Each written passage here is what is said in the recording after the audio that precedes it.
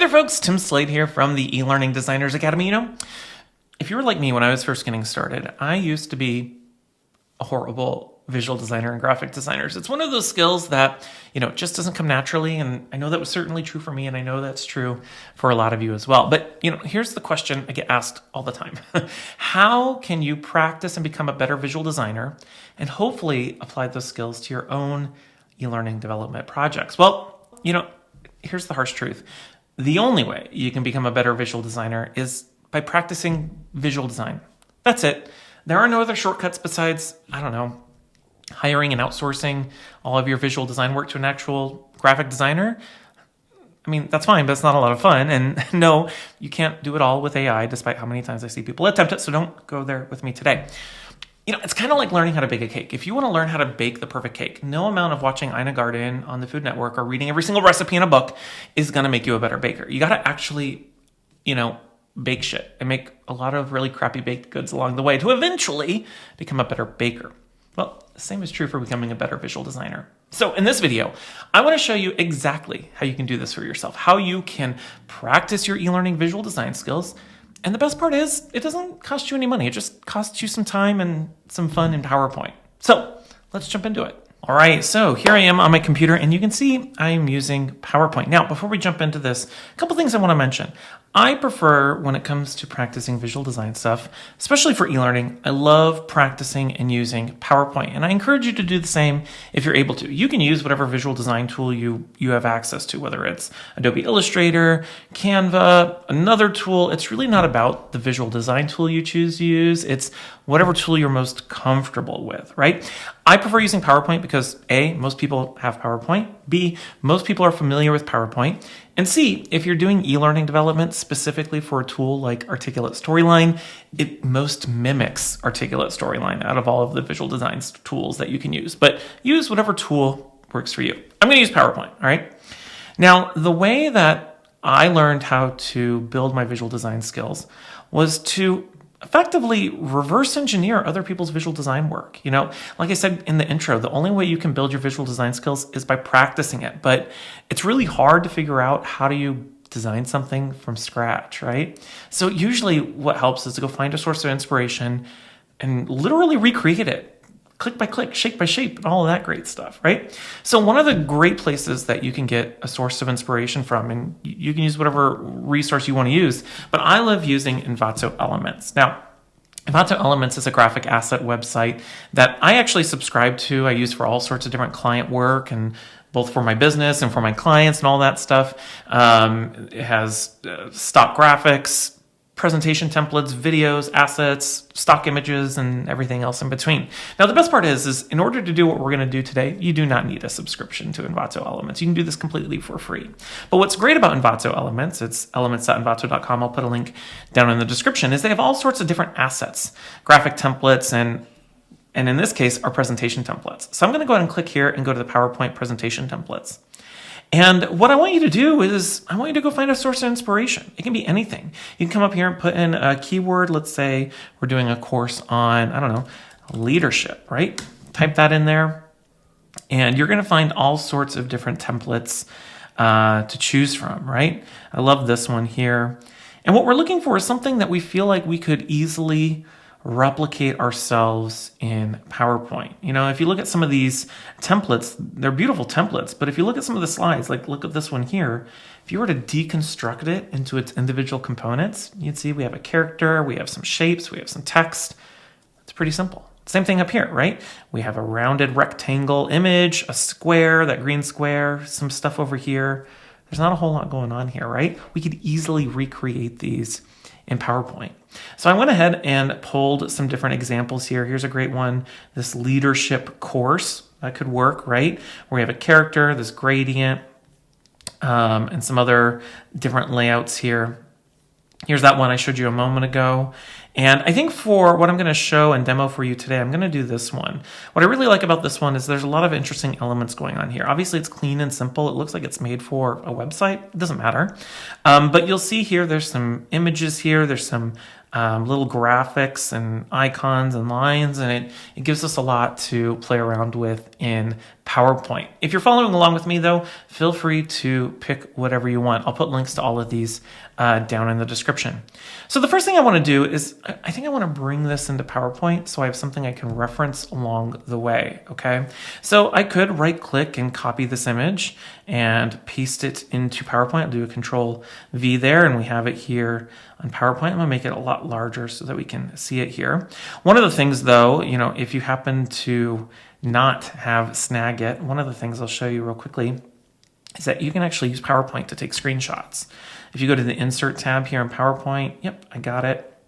There's actually this option for screenshot. It's sitting there in plain sight, but people always miss it. And you can take a screenshot of an available window, or you can do a screen clipping here, and it'll take a moment, and there we go. We have a screenshot, right? I think that's a little bit more of a higher resolution one here, so I'm gonna go ahead and delete that. So here's what we're going to do. I am going to redesign this slide in PowerPoint. For the most part, I'll redesign maybe 90% of it. I might change things along the way just to have fun and be experimental. And really what I want you to take away from this is you may not feel like it's a productive use of time, but it really is, because what we're doing is we are practicing visual design without having to create something original, because very little of any graphic design in the world is original. It's all derivative, right? But it's the act of recreating it is going to help you focus on your attention to detail. It's going to force you to use and find features that you may not otherwise play around with, and the deconstructing of it is going to help you realize like how simple this design is, right? So much of visual design, people look at the sum of everything and go, I could never design something like that. And my answer is, yeah, well, if you break it apart, you realize it's just a couple images, some dotted lines, some icons, and some text. You know, we could recreate this in PowerPoint. So here's what I'm going to do. I'm going to create a new slide here, and I'm going to get rid of this stuff. Don't need that. Delete. And let's go look at this image. Now, what do we have here? We have a pink background, and we have a white rounded rectangle here. That's the foundation. And then we have all this stuff here on it. Let's start with the pink background and this rounded rectangle thing. Now, if we go back to here in Envato Elements, I don't know if you can see it, but you'll notice as I look at this, there's some lines. There's a little bit of texture on the background of that pink background there. So we're going to also recreate that in PowerPoint. So let's go back to PowerPoint, and we have our blank slide here. And let me actually copy this because I'm going to extract some colors from this. I'm just going to make this smaller, throw it on over here. And the first thing I want to do is create our pink background. So I'm just going to go Insert, Shape, and we'll do a pink square. Of course, I could set the actual background color on my slides in PowerPoint, but you know, who actually does that? I certainly don't. You might do it. Good for you. You do you. Now for the fill color, I turned off the outline, but for the fill color, we want that pink color here. Now, I'm not going to just go choose any pink color. I want to sample that actual pink color. So for the shape fill, I'm going to do the eyedropper here. And I'm just going to sample that pink color. And we have our pink color, right? Let me bring this to the front. So that's easy. There we go. Now, let's do this white shape here in the front, right? I can delete this. I don't need that. We have this kind of rounded rectangle white shape here. It didn't capture the whole screenshot there, so obviously there's space here on the top, but it's kind of centered right there. So I'm going to go back here, and let's insert another shape. And I'm going to do a rounded rectangle here, and I'm just going to draw that here on the screen. Now, for reasons that make no sense to me whatsoever, when it comes to rounded rectangles, I'm just approximating it. I want there to be equal space around each side.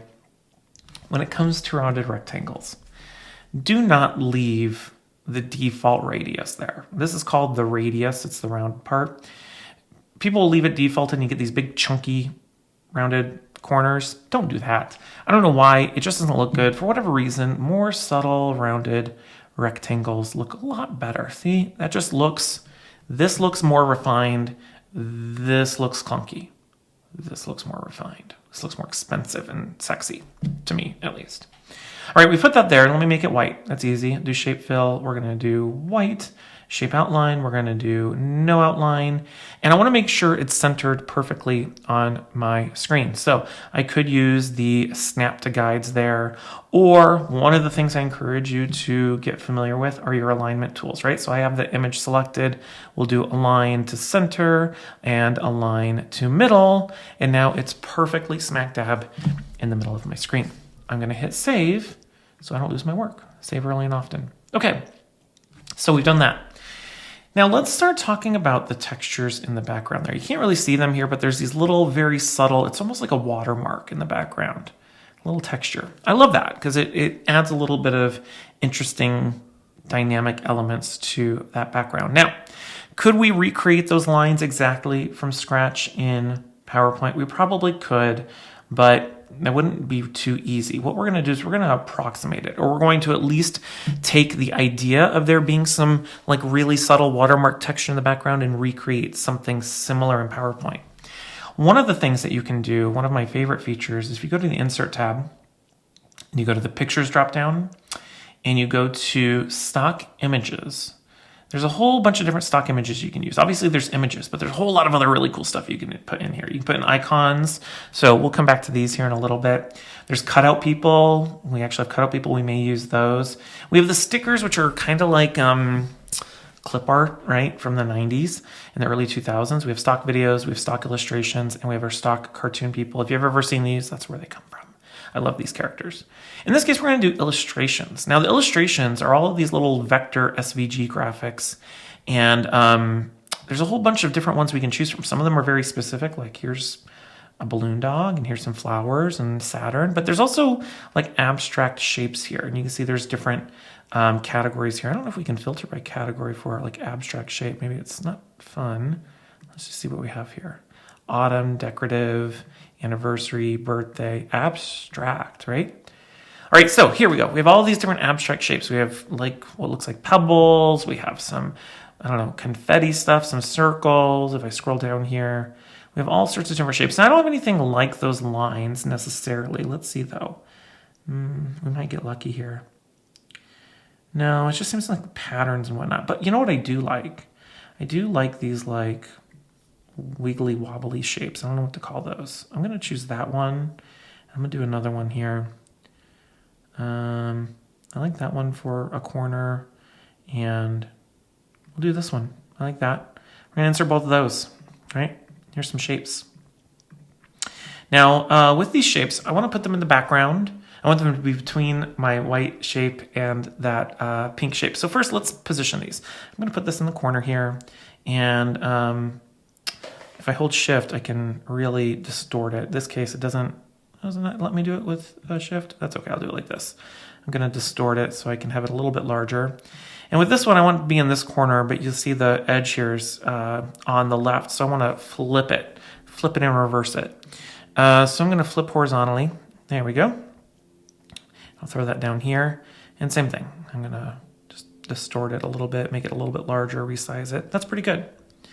Now, we want these to be behind the white rectangle, right? But in front of the pink shape. Now, I'll tell you, there's a couple different ways we can do this. There's the manual way, and then there's the easy way. How would you do this? Well, if you're like me when I was first getting started, I might have done something like this. I might go right click, send to back, and it's all the way behind, and then I'll just click on this and right click, send to back. Like, there we go. We've all done that, right? Or I could bring this to the front, and there we go. Let me undo that. I'm going to show you an even better way, a cooler way that we can do this using something known as the selection pane in PowerPoint. This is going to blow your mind. The selection pane is like one of the most powerful hidden features in plain sight. So under the Home tab, if I go all the way to Arrange here, Arrange, and at the very bottom of the Arrange drop down, there's this option for the selection pane. Now, if you're at all familiar with the timeline and storyline, one of the great things about the timeline and storyline is that you can reorder the stacking order of things, right? You can bring things to the front, send them to the back, put them in the middle by just clicking and dragging. Or you can rename items, and you can lock and show and hide them. That's really what the selection pane is here in PowerPoint, just without the timeline aspects of it, right? So here's my selection pane. You can see I have all of my different items. If I click on them, I can select them. I can even rename them. We'll call this my pink background, enter. I'll call this my white background. And then I have my two shapes. I don't need to rename those. I can toggle on and off the visibility of different things. I can lock them so I don't actually accidentally move it. So for example, if I wanted to lock the pink background and lock the white background, no matter how much I click on them, I won't be able to mess it up. That's really great, right? But when it comes to the two graphics here, I can just move them just like this. And now I can just change that stacking order, right? Mind blown. Okay, so we don't want those to just be gray, right? No, we want them to be kind of a watermark, right? So I have it selected and just use the selection pane to select it, or you could click on it manually.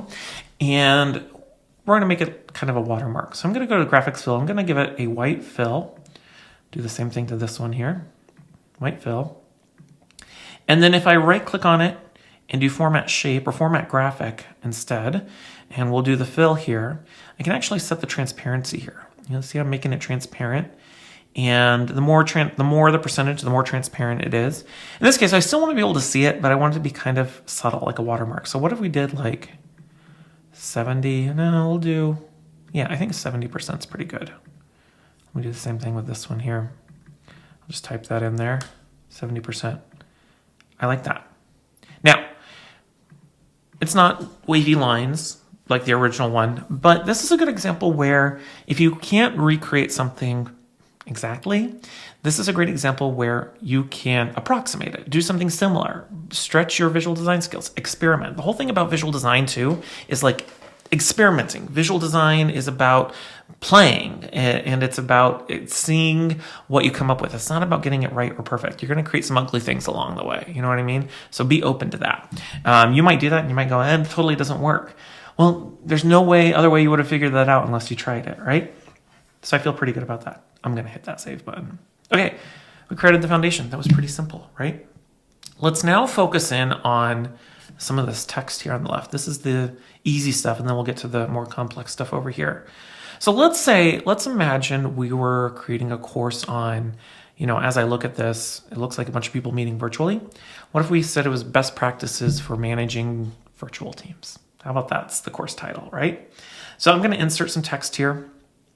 And where's my text? There's my text box. I'm going to throw that here on the screen. And I'll draw a text box. And let's say, let's just call it Leading Virtual Teams 101. That's the course title, right?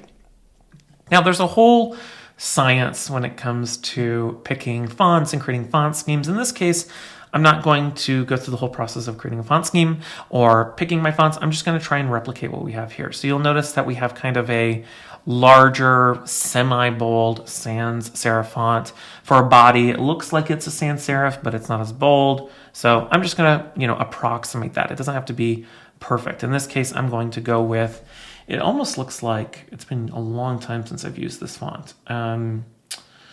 It almost looks like, what is the font I'm thinking of? Century Gothic. Oh, if you ever get a chance, Google Century Gothic. Century Gothic was specifically created to help companies save printer ink.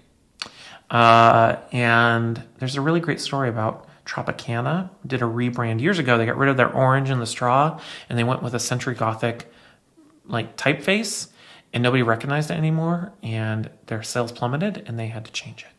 Google that. Okay, Leading Virtual Teams 101. I like that. That looks good. Theirs has 3 lines. I'm fine with keeping this as 2 lines. Let's put that over here. Maybe make it a little bit tinier. And then we're just going to bring that here for our heading. Now, you'll notice, you may or may not notice, but I notice, if you look at this black text, it's not really completely black. It's almost like an off black, like a gray. There's some research out there about the color of text, especially with black text on a white background. It's really harsh on the eyes. It can cause eye strain. So one of the things a lot of times designers will do is instead of keeping it like stark black, they'll do like an off black or a really dark gray. And it just makes it feel a little softer, not just visually, but on the eyes. So I'm going to change the text color. I'm just going to highlight it here, and I'm going to make it like this middle black here. I don't know what to call that. It's 25% lighter. I call that the middle black. And it takes a moment for you to adjust to it, but like once you do, it just looks better, okay? And then we have some subtext down there, or some body text. I'm just going to copy and paste this. We'll keep it the Century Gothic. I'm going to make it not bold, and I'm going to make it much smaller. And we're going to say, you know, learn the basics of leading your virtual team in today's modern age. That sounds very official, right? That works. Make it smaller. I like that. And I'm just going to align it right there. I feel pretty good about that. Of course, theirs has 3 lines. That's fine. I don't care.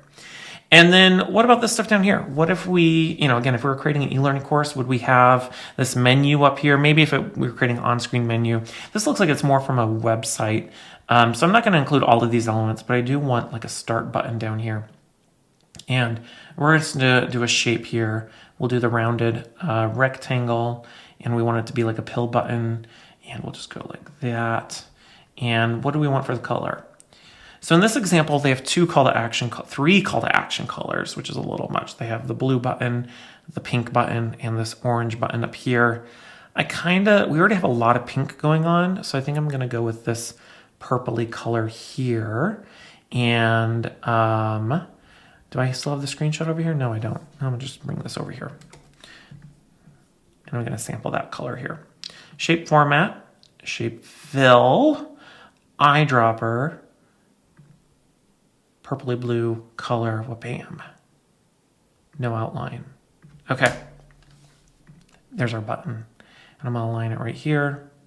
And we're gonna say, start course. And let's make that our Century Gothic as well, right? Do we want it to be bold? I have no idea. I kind of like it bold. And I'm gonna bring this up a little bit. I'm gonna create a little bit of space between here and here. So it's like these are grouped, and then this a little bit further down. I'm liking the feel of this so far. Okay, let's hit save. Now, before we move on to all of this stuff over here, this is again, part of the process that I want you to follow is trying to be as detailed oriented as possible, right? So maybe we'll try recreating a logo. I don't have a logo on hand, so we'll create our own logo. But the other thing too that I want to focus on when it comes to the little details is you'll notice on this white box here, there's a drop shadow on the white box. It kind of creates a delineation between the background and the foreground. Most people are really bad with drop shadows. Drop shadows are hard because good drop shadows are subtle. You almost don't even notice them if you're not paying attention, right? And even these guys up here, they have some drop shadows on them as well. Maybe we'll add our drop shadow to the button and see how that looks. So let's recreate this drop shadow aesthetic on our white. And here's the other thing too, I just realized too. You see this white background? It's not really completely white. It's like an off-white. So let's see if we can do that too. Let's change that. Let's go with the shape format, shape fill. Can I change the color of it? Oh yeah, I can. Okay, I thought it wouldn't let me because I thought it would be locked. With the lock, it doesn't allow me to move it, but I can still edit it, which I kind of like. Here's a really subtle, it's like 5% darker. It almost looks too gray to me, but it's hard because I just did it, so you can see. Let's do, I kind of like it regular white. It just looks cleaner. I think I'm gonna leave it like that. Yeah, I am. Okay. Let's do our drop shadow. Ignore that, right? Do shape effects, and we're gonna do shadow. Now, with the drop shadows here, never go with the default drop shadows. You see how like if I do this offset center one, oof, it's a harsh drop shadow. Doesn't look realistic. You want your drop shadows to look almost like realistic. If we look at this one here, if we go back to this example, this drop shadow, it's heavier down here than it is on the side. So it's almost like the light's coming from the top, you know what I mean? And it just looks natural. So here's what we're gonna do. I applied that default drop shadow. And if I go back to the shadow option, I'm going to go down here and do shadow options. This is going to allow me to customize the drop shadow. Starting with one of the defaults helps, and then editing it from there. So there's a lot of different options here. Transparency, size, blur, angle, distance. What do all of these mean? I don't know. You guys still play with them and figure it out. I usually play around with the transparency and the blur. Those are the two that I usually start with. So the first thing I'm going to do is I'm going to make it a lot more transparent, right? That's too harsh. So I'm just going to keep going up, up, up, up, up, up, up, up. See how it gets softer, softer, softer? Let's go to like 80% transparent. And then the next thing I'm going to do is blur. The default is 5 points. That's how blurred out it is, if that's a way to put it. And I'm going to increase that, and it's just going to soften it. You see how much softer that is? Just even going up to like 20 points. I feel good about that. Now the angle's weird because it's hard to tell what direction it's going. I don't like it being a slider. How do I make it heavier on the bottom? I'm just going to keep going up. We're just going to go with that. You can play with it. Yeah, if I wanted to, just to show you, I could go back to one of these defaults. Oh, it didn't change it. That's okay. 60, the blur changed to 4 per point. Size 100%. You know what? Let's do this. Let's turn off the shadow and then reapply one of the default shadows. There we go. Let's see what we got here. See how it's like heavier down here? Now let's change those options. Let's go back here. And I'm going to put that transparency back at like 80%. I think that's what I had. So we got to play with it. There we go. Make the size like 102, 101. And then let's blur that thing out. I'm going to go to 20 points. The angle was 90. That's what it was. And the distance, how far it's distant from the shape. What do we got here? I'll just leave it at the 3. I feel good about that. Again, you got to play with it until you feel good about it, right? We see the drop shadow there when you look for it, but it's very, very, very subtle. I feel good about it. I could probably make it a little bit more subtle, but we're good with that for now. Okay, let's hit save. Okay, so we have a really good foundation for our slides. And now that I'm looking at this, I almost feel like these guys could be even more transparent. They're almost not watermarky enough. We'll go up to 80. Yeah, 80. See what I'm doing? I'm playing. I'm changing things until they look good. That's a great, one of the things I learned about visual design, just a great saying, like 90% of visual design is like moving shit around until it looks good, you know? I feel okay about it. I still feel like they could be a bit more transparent, but we're gonna leave that for now. Let's try recreating like a logo. Let's what if our company has Meet Hub, right? Meet Hub. That's a little weird, but we'll go with it. Let's add some text. And I'm just going to do a little text box here. We're going to do a little text logo, Meet Hub. And we're just going to keep it simple here. We're going to do our Century Gothic. We're going to make him bold. We'll make it bigger. What is our little logo up here? It's very tiny with a little logo icon. Maybe we'll do that up here. Do my little middle black color there. And let's get a little icon. So I'm going to go back to Insert, Pictures, Stock Images, and we're just going to do these icons here, right? And let's do, I don't know, computer. Let's see what comes up. Let's see. What if Meet Hub's icon logo thing was a laptop? There we go. Throw that on there. Make that smaller. And what color do we want it? It's going to be that pink color, right? So these icons, these are great because they're vector graphics. So we can make them whatever size we want, and they will not lose their resolution. We're going to throw that up there, and let's zoom in. And deselect it. We can probably make this smaller. This is where I'm getting OCD about proportions here. We'll align these two. Line to middle. And then we're going to group it. But before I group it, I'm going to make this smaller. I don't need all that extra space. Is it perfect? No, but, you know, again, we're just playing. It doesn't have to be perfect, right? Zoom back out. Okay, now we don't want to leave that there. This is a great exercise in alignment, right? You see how we have all this alignment here? Did I even align this over here? No, I didn't, but now it is. Yep. And we're going to do the same thing with our little logo doohickey. We're going to align it there. So everything's aligned to that left there. Clean, clean, clean line. But the other thing too is you'll see everything feels kind of heavy up here. So I'm going to select this and maybe bring it down a little bit. Oh, not that much. I'm just going to use my arrow keys here. I just want to create some balance between like the space here, the space down here. I think that's okay. We could play with that a little bit more. I'm going to hit save. I feel good about that. All right, so let's go back to here. Now let's start playing around with this stuff. We have some interesting things going on here. We're gonna start with the photos here. We have some character people sitting here. We have a background kind of shape that has a white outline, a color fill, and then we have people sitting inside of it. There's a lot of different ways we can go about doing this. I think the first thing we're gonna do is just start creating these general frames here. So I'm just gonna go here and let's start putting in some shapes and putting in fill colors, and then we can go find some characters to throw into it, right? I'm gonna throw a shape here. That might be one of them. And I'm gonna copy and paste that, did a Control C, Control V. Maybe that goes here. This one's a little bit larger. So I'm creating this kind of thing here. There seems to be more space between them. So I'm just gonna do that.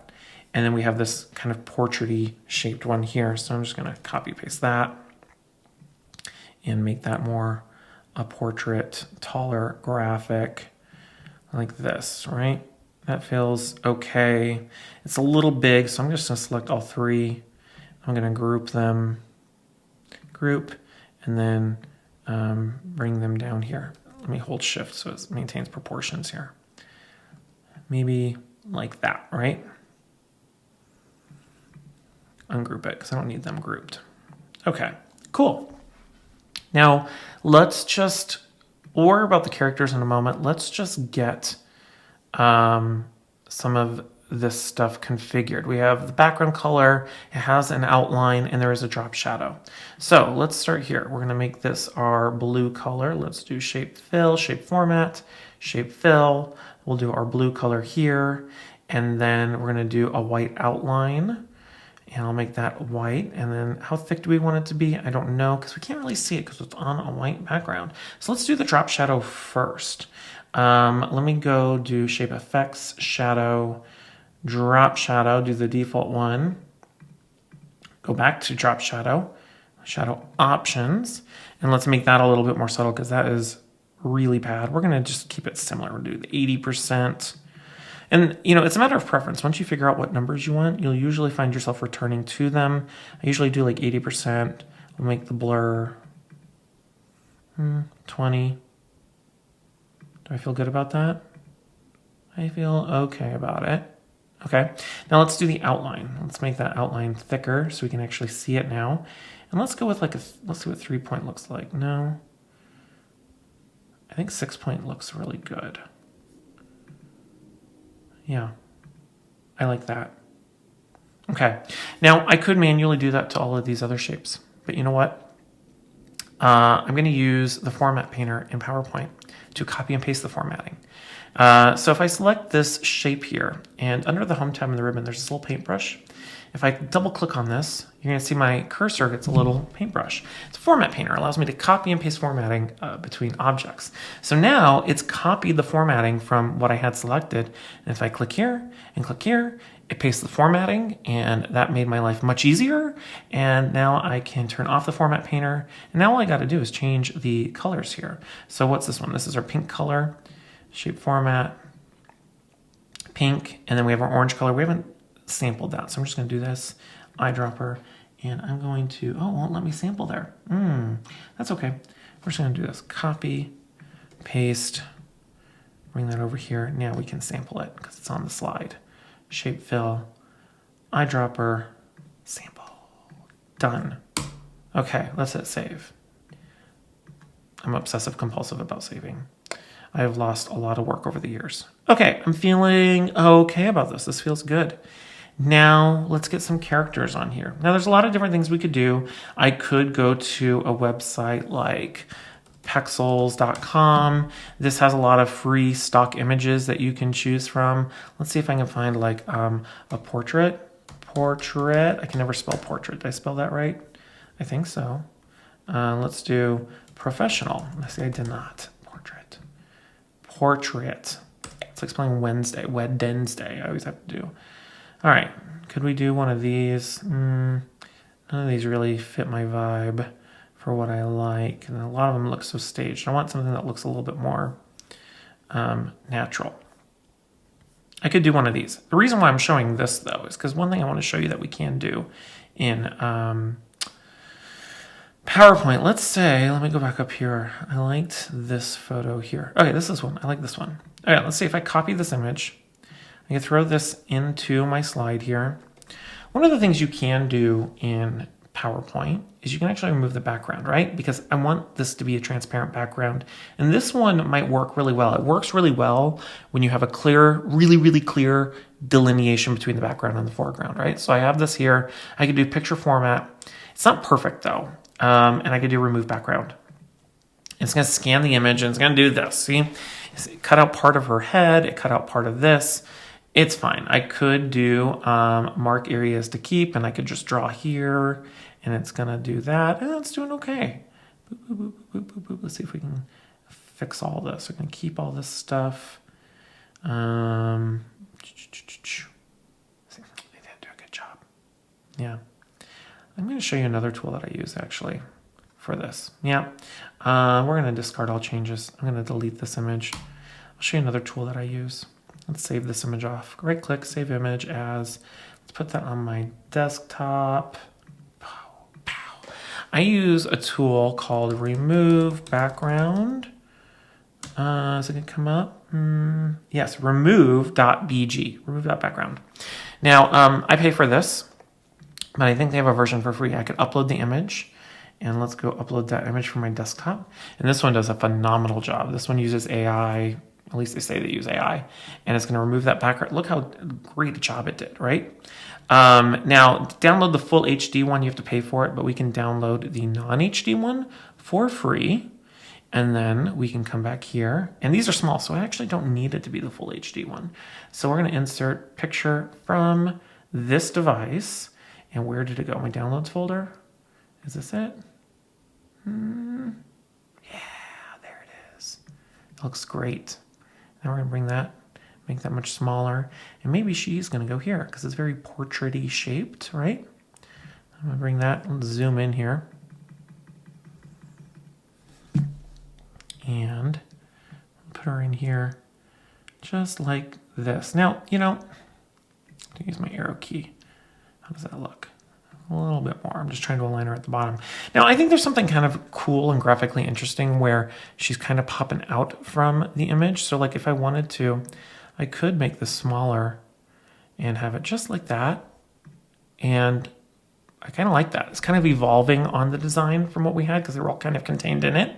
So maybe I'll have her, you know, look like it's intentionally like she's popping out of the image. She's in it, but she's not in it. You know what I mean? Pretty cool. Okay, I'm liking that. Now, let's go find some different images. Do we want to get pixels or do we want to try some in here? Let's try some in here. Let's do pictures. We're going to do stock images. I'm going to do cutout people here, right? I'm not a big fan of PowerPoint's cutout people. They look a little dated. They're a little cheesy. I don't know. They don't look like, I'm always looking for real people look like they're doing real things in a real office. You know what I mean? And who's holding a blank slide? Who's doing that? I don't know what she's up to, you know? It just looks weird. So I'm going to, I feel like I should use one of these, but I kind of don't want to, so I'm not gonna. Sorry, not sorry. Let's go back to pixels and let's continue doing this. See if we can find some more like this. I'd love to see how that remove background does with an image that is a little bit more complex with the background. I'm just going to keep looking here. I want one these are both kind of wide. See, now you're watching me. This is, whenever I'm looking for stock images, I can spend not literally hours, but sometimes long time doing that stuff. It doesn't matter. I could just choose any one, right? I want to get good ones. Let's go back.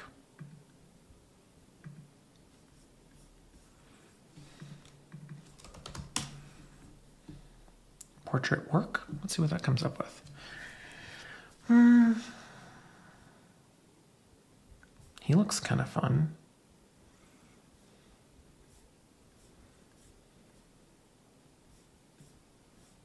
Yeah, you know what? What the heck? We're going to do this guy. Let's save him off. Save image as. Similar background, too. We're going to do desktop. Feel free to fast forward through this part. This is the minutia part of the graphic design process, is watching people find graphics. That's always so exciting. I'd love to find one with a busier background so you can kind of see how it's doing its thing. You know what I mean? I like them all looking at the camera.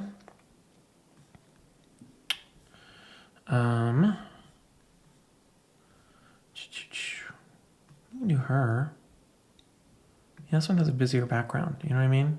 She's not smiling, but that's okay. They were all smiling before. She's just maybe more serious, you know, at work. Maybe she's the boss. Save image as. Let's throw him on there. Okay, cool. So let's remove background. Let's go back here and let's upload another one. We're going to do this guy here. Does its magic. Bam. It's great. We will download you and let's go upload another one. No, I always have to go back here. Upload. And you see it's going to do even a really good job with a busy background. I'm always so impressed with this tool. I use it for all the time. Okay, we're going to download that. We're cool. Okay, I'm going to close that. Don't need this. Let's minimize this. Spending a lot of time on this. And that's okay. We'll do picture from device and let's throw in, I don't remember which one's what. We're just gonna throw in all three of them and then we'll delete the one we don't need. There we go. Don't need her, we already have her. All right, so let's bring him in here. There's a lot of extra space there, so I'm gonna crop this, bring that down. Okay, maybe he's gonna go up here into our pink box. She's gonna come down here into our purple box. We might have to reconfigure this because it just doesn't work well, right? We'll make it work. Let me zoom in here.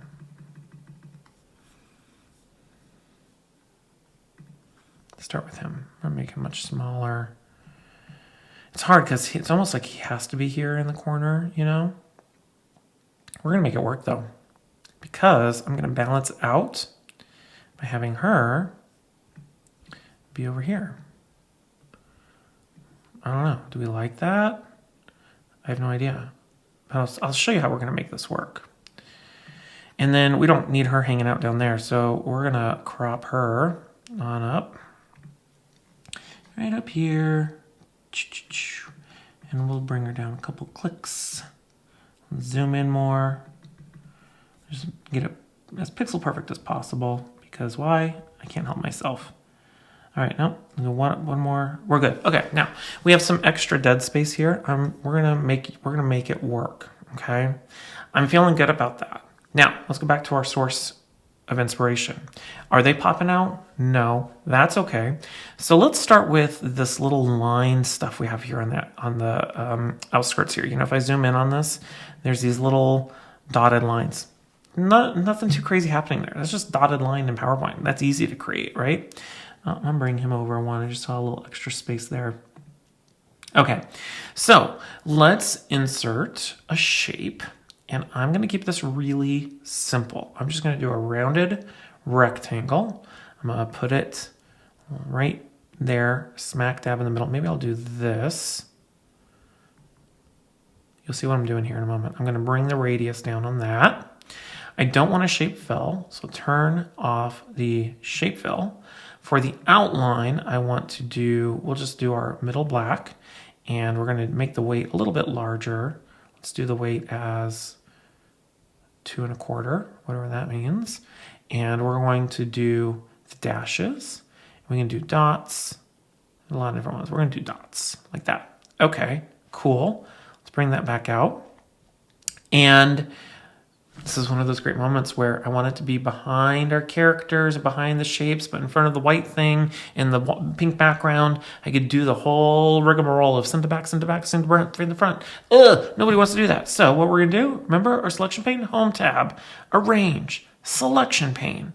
And here is our rounded corner, and I'm just going to bring it down, and we're going to go behind.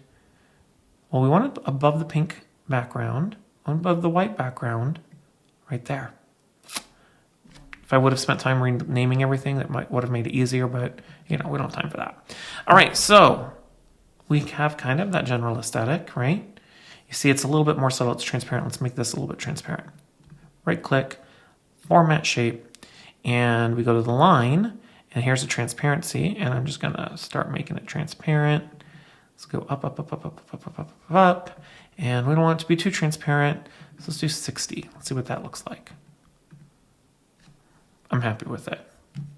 Save. Okay. We're doing good so far. Let's go back here. Now we got all this fun stuff happening here. We have these icons, these speech bubbles, dots, other fun things. These are actually be pretty easy to create. These are just basic shapes. You know what I mean? So let's start with these colored ones here. We have a pink one and an orange one. Now, between you and me and everyone else watching this, I'm not a big fan of the default speech bubbles in tools like PowerPoint or Storyline. I do not like this. I think the tail thing, it just looks awful. I don't know why. I mean, it's convenient, right? It just doesn't look good to me. So we're going to create our own. Because if you look at these are a little bit more unique. See if I zoom in. The tail is like really aligned with the side of it. We have some rounded parts and then it's really pointy. So I'll show you how I'd recreate that in PowerPoint, right? So I'm going to create a new slide just so we have some extra space here to recreate this. And I'm going to do this with two shapes. Let's insert a shape, and I'm going to do a rounded rectangle here. Sure. I'm going to make this a little chunkier though, even though I totally bashed that earlier. In this case, if we look at this, they're a little chunky. That's okay. So we have our really rounded rectangle. And I'll go back to insert. We're going to do another shape. And this time we're going to do this triangle, the right triangle. And I'm going to hold shift and draw that. Holding shift keeps the proportions. And I'm going to rotate it here. And I'm going to put it right here on the corner there, just like that. Okay. Now, you could just take these and group them, right? And it treats it kind of like one shape, but it's not really one shape. We're actually going to make a custom shape. So I'm going to ungroup this. We have them both selected. I'm going to shape format. We're going to merge shapes and we're going to union them. There's union, combine, fragment, intersect, subtract. Who knows what the heck any of these things mean, right? But I do know that if you union them, it makes them a single shape, right? See what he did there? Now, I'm going to undo it because now I'm being persnickety here. I want that little tail to be smaller. There we go. I just made that a little bit smaller. Merge shapes, union. We got a custom speech bubble shape. Now, I'm going to copy this. Bring it over here. We have a little one down here, a little guy up here. Let's throw that in here. Actually, this is where we're going to use our white space here. I'm going to make this much smaller. And when I say white space, I'm talking about in here. What if we put this in here? What if we put that in there and we made the shape fill white, no outline. Let's flip it because we want the tail kind of towards her, right? What if that went there? Okay. And then what if this went in here? We'll make it even smaller. Let me zoom in. Zoom, zoom, zoom, zoom, zoom. We'll make it smaller. Oh, let me hold shift. Whenever resizing stuff, usually more often than not, you want to hold shift, right? Because it maintains the aspect ratio. Never when I've said this before, I don't ever want to see you do something like, look, I'm resizing it. No, you're destroying it. Don't be a savage. Hold shift, you know? It's 2025, people. Okay. Rotate, flip it. Okay, there we go. I kind of like that. Put them in there, and then maybe we'll have one out here, you know? So it's kind of like this, and we will make this one blue. I think that's pretty cool. I like that. We'll make this one just slightly smaller. Okay, I'm liking that. Now, in the original design, there's some different icons in here. We have a phone, we have a heart, and we have some dotty dots. Let's do some icons. So we're gonna go back to Insert, Picture, Stock Images, Icons, and I don't know, what's some collaboration stuff? So we'll do the heart. Why not? There's a heart. Here's a heart. Wow. And then maybe that's going to go there because he looks like he's got a big heart. And then we're going to insert picture, stock images. Yes, I do talk to myself like this when I am doing real graphic design because sometimes you forget, you know, especially when I'm doing triggers and storyline, I have to like literally talk out loud. Let's do technology. Let's see what comes up. No, we already have the phone, right? No, we don't. We had the computer, so we'll do a phone because we love working virtually. We love being on Zoom, don't we? Yeah. And then I'm gonna make this smaller so it kind of fits in there. And for the color, I don't want to leave it black. Let's do it the blue color, blue purpley color. And then this one, I don't want to leave it black. Let's do it pink. How fitting is that? Why? Because it's a heart. See? It looks almost like I intended it to be that way, but I didn't. But we're going to tell people I did. Pink, red heart. Make it a little bit there. How does that look? Look at that. Oh my God. It's almost like I'm a professional graphic designer, but I'm not. I'm just 39 years old, working out of a spare bedroom. Group. What do we want to put in here? Well, I don't know. We have those 3 dots. That's pretty boring, but we'll just do that. Why?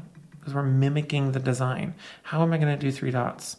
Well, I'm going to make 3 circles. And I'm just going to draw a circle here. I'm holding shift. Why is it not staying the same? Let's try that again. Insert, shape, circle. If I hold shift and draw, there we go. Okay. It's just being funky. Do that down here. And we will do no outline, and we're going to do the white fill. Let me zoom in more and make this smaller. Copy paste. Copy paste. And we're going to do align middle and align distribute. Select this and group. Okay, let's hit save. All right, so let's zoom out here. And here's what we have. I think that looks pretty good. Now I don't need this anymore, so I'm just gonna delete that. And we have a couple of other elements here. We have some little circles floating around here. So let's just create those really quickly. I'm just gonna insert a shape and we'll do a circle here and we'll put a circle over here and we'll give that a fill of, we're gonna do our orange just to kind of balance out the colors. We'll do no outline, copy and paste, and let's move this one down here. Maybe this one will be pink because we have pink over there. We'll do one more. Why not? And maybe this one, oops, didn't mean to resize that. Maybe this one will go, you know, up here and we'll do our blue color, right? So it's all kind of distributed. It feels pretty good, right? Now I can continue doing this, right? I've essentially recreated what we have here. We don't have the menu or anything up here, but the act of deconstructing it, rebuilding it, it allows us to kind of see that design, right? And then we can continue iterating on it if we wanted to. So for example, if I were to duplicate this slide, and let's say we got rid of all of this stuff that we just created, right? I'm gonna get rid of this, get rid of this, get rid of this, that, hold shift, hold shift, hold shift, delete, get rid of the logo because we don't want a logo on every single slide. Let me do that, delete, oh, nope, I didn't mean to delete that, but we'll delete that. And then what if, you know, this becomes our slide title up here.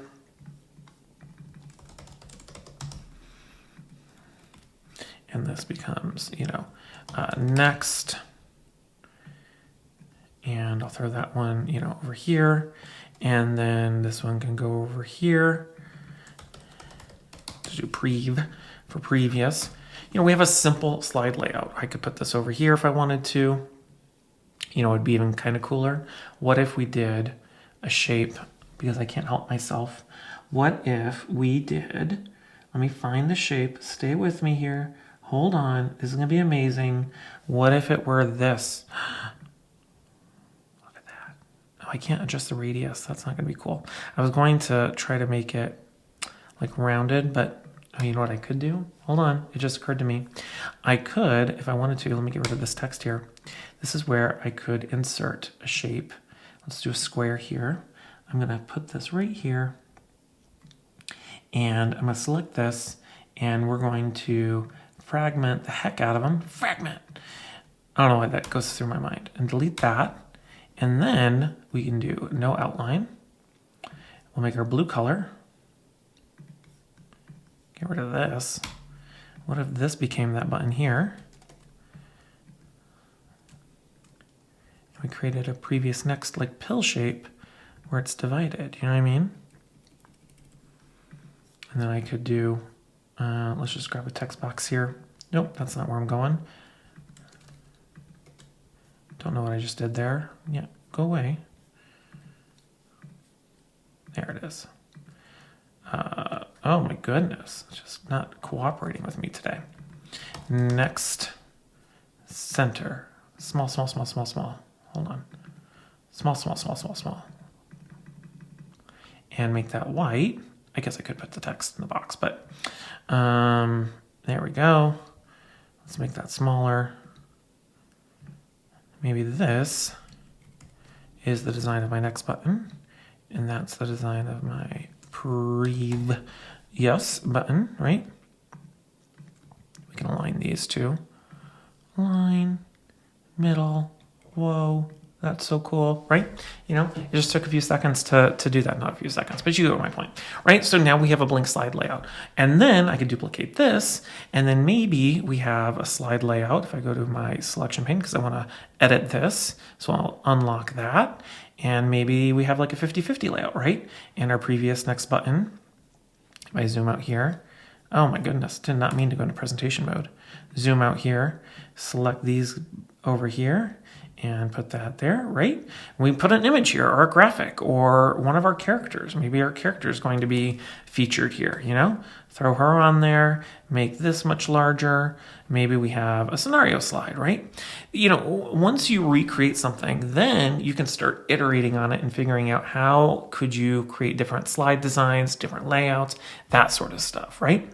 So I'm going to go ahead and save this. I will put a link to this PowerPoint that I just created, my source of inspiration, some other sources of inspiration down in the description. So you can try this on your own. All right. So I know that was a lot, but that's exactly how you can put your e-learning visual design skills into practice. Finding a source of inspiration, recreating it, deconstructing it in PowerPoint or whatever graphic design tool you prefer to use. And then over time and practice, the act of recreating someone else's design, it not only forces you to use all of the different tools and features that you've likely never used before, but you start picking up on the techniques and, more importantly, the intentions behind the designs. So if you want to try this for yourself, check out the links down in the description where I have a whole post that provides everything that I shared in this video. And of course, while you're down there, I want to know what other tips you have for putting your e-learning visual design skills into practice. Share them by commenting down below. Otherwise, I want to thank you so much for watching. If you haven't done so already, please make sure to click those like, subscribe, and bell buttons to get alerted the next time I publish a video just like this one. And of course, join me inside the eLearning Designers Academy at elearningacademy.io, where we help new instructional designers and e-learning developers grow their careers by focusing on skills first. Otherwise, my name is Tim Slade, and until next time, I'll see you around.